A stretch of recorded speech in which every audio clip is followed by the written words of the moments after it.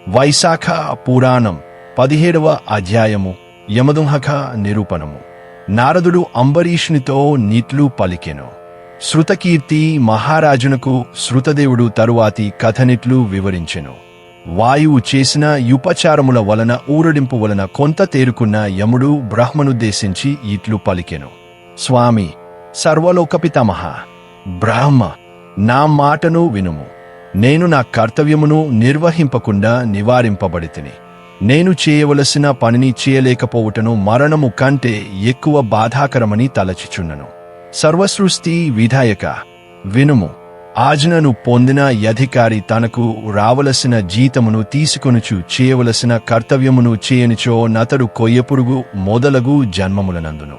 అతి తెలివితో లోభమునంది యజమాని ధనముతో పోషింపబడుచు కర్తవ్యమును చేయనిచో అతడు భయంకర నరక లోకములలో 300 కల్పములు చిరకాలముండి మృగాది జన్మలనెత్తును. అధికారి నిరాశపడి తన కర్తవ్యమును నెరవేర్చినిచో హోరనరకములలో చాలా కాలముండి కాకి మున్నగు జన్మలనెత్తును. తన కార్యమును సాధించుటకై యజమాని చెప్పిన పనిని నాశనము చేయువాడు ఇంటియందు ఎలుక జన్మనెత్తి 300 కల్పముల కాలము బాధపడును. సమర్థుడాయనను తన కర్తవ్యమున చేయక ఇంటియందురక నుండువాడు పిల్లిగా జన్మించును. ప్రభు, మీ యాజ్ఞను పాటించుచు నేను జీవుల పాపమును పుణ్యమును నిర్ణయించి విభజించి వారికి తగినట్లుగా పుణ్యపాపములను బట్టి పాలించుచున్నాను. ధర్మశాస్త్ర నిపుణులగు మునులతో విచారించి ధర్మమార్గానుసారంగా ప్రజలను పరిపాలించు. కాని ఇప్పుడు నీ యాజ్ఞను పూర్వము వలె పాటించలేని స్థితిలోనున్నాను. కీర్తిమంతుడను రాజు వలన నేను నా కార్యమును నిర్వర్తింపలేకున్నను. కీర్తిమంతుడను ఆ రాజు సముద్ర పర్యంతమున్న భూమిని వైశాఖమాస వ్రత ధర్మయుక్తముగా పరిపాలించుచున్నడు.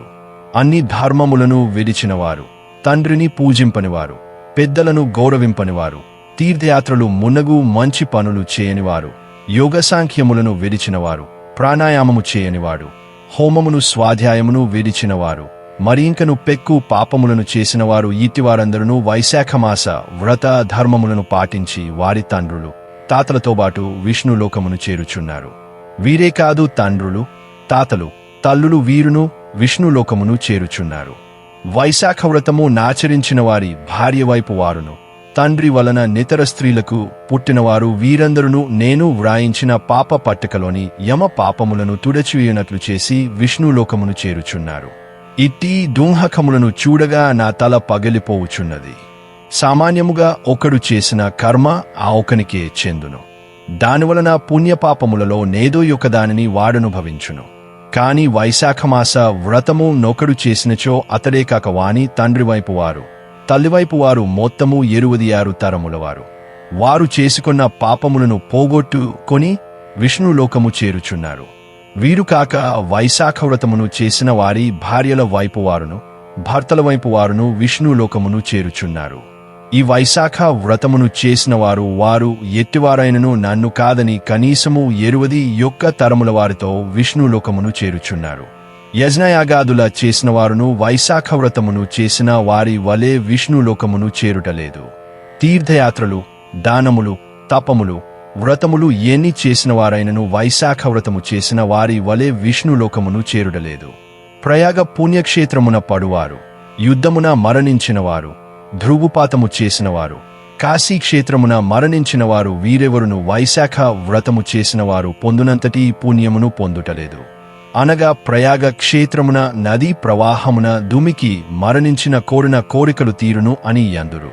అట్టి వారికి వచ్చిన పుణ్యము కంటే వైశాఖ వ్రతమును చేసిన వారికి అనాయాసంగా అంతకంటే ఎక్కువ పుణ్యము వచ్చిచున్నదని యముని అభిప్రాయము. వైశాఖమున ప్రాతకాల స్నానము చేసి విష్ణు పూజను చేసి వైశాఖ మహాత్మ్యమును విని యథాశక్తి దానములను చేసి జీవులు సులభముగా విష్ణులోకమును చేరుచున్నారు. వైశాఖ వ్రతమును చేసిన పాపాత్ములను విష్ణులోకమును చేరుట యుక్తముగా నాకు అనిపించుటలేదు. కీర్తిమంతుని యాజ్ఞించే వైశాఖ వ్రతమును పాటించి మంచి కర్మలు చేసినవారు చేయనివారు, శుద్ధులు అపరిశుద్ధులు వారు వీరు అననేల అందరును శ్రీహరి లోకమును చేరుచున్నారు. సృష్టి కర్త జగత్ప్రభు, మీ యాజ్ఞను పాటించుచున్న నన్ను నా పని చేయనీయక అడ్డగించిన వారు నాకే కాదు మీకును శత్రువులే. కావున నీవు కీర్తిమంతుని శిక్షించుట యుక్తము. ఊరకున్నచో అందరును వైశాఖ వ్రతము నాచరించి వారెట్టివారైనను విష్ణులోకమునకే పోదురు. ఇందువలన నరకము, స్వర్గము మున్నగు లోకములు శూన్యములై యుండును. పలుమార్లు తుడవబడిన ఈ పాప పట్టిక యమదండము వీనిని నీ పాదములకడ నుంచుచున్నాను. వీనిని ఏమి చేయుదురో మీ ఇష్టము. కీర్తిమంతుని వంటి కుమారుని వాని తల్లి ఎందులకు ఎట్లు కన్నదో నాకు తెలియుటలేదు. శత్రువును గెలువని నా బోటివాని జన్మ వ్యర్థము. అట్టివానిని కనుటయు ఆ తల్లి చేసిన వ్యర్థమైన కార్యమే. మబ్బులోని మెరుపు శాశ్వతము కానట్లు శత్రు విజయము నందని పుత్రుని కన్నా తల్లి శ్రమయు వ్యర్థమే. శత్రు విజయమును సాధించి కీర్తినందని వాని జన్మయల వాని తల్లిపడిన శ్రమయు వ్యర్థమే. కీర్తిమంతుని వంటి పుత్రుని కన్నవాని తల్లి ఒకతయే వీరమాత. ఇందు సందేహము లేదు. కీర్తిమంతుడు సామాన్యుడా, నా వ్రాతనే మార్చినవాడు కదా. ఇట్లు నా వ్రాత నెవరునూ ఇంతవరకు మార్చలేదు. ఇది అపూర్వము. అందరిచే వైశాఖ వ్రతము నాచరింపచేసి స్వయముగా హరి భక్తుడై జనులందరినీ విష్ణులోకమునకు పంపినవాడు కీర్తిమంతుడే. ఇట్టెవారు మరెవరును లేరు అని యముడు తన బాధను బ్రహ్మకు వివరించెను. వైశాఖ పురాణం 17వ అధ్యాయం సంపూర్ణం.